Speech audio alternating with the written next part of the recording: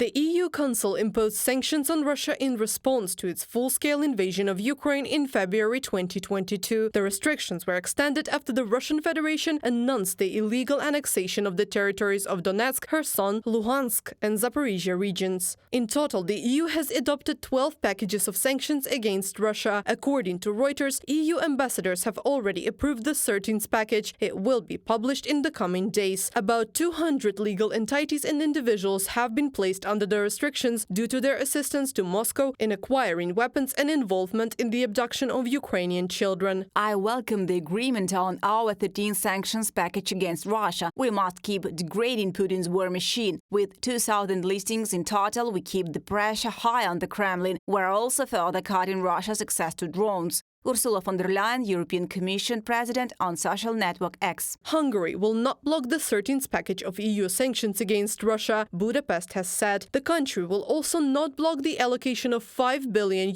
for the European Peace Facility, which will be used to support Kyiv. At the stage of preparation of the 13th package of sanctions, all elements contradicting Hungary's economic interests were removed from it. This is why we believe that from this viewpoint, vetoing it would make no sense. Peter Szijjártó, Hungarian foreign minister, following the meeting of EU foreign ministers. The EU is systematically closing loopholes for Moscow to circumvent the restrictions, the EU sanctions spokesman explained. Now, my role has been to focus on the leakage of products through third countries who are not aligned on our sanctions.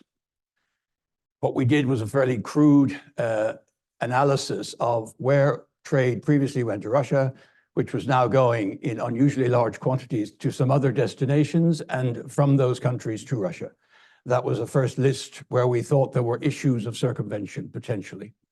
And this threw up a first list, mainly Central Asia, Caucasus, Serbia, Turkey, United Arab Emirates were the first countries on the list, and that's where I've spent a lot of my time in the last 12 months, is talking to these countries about these issues.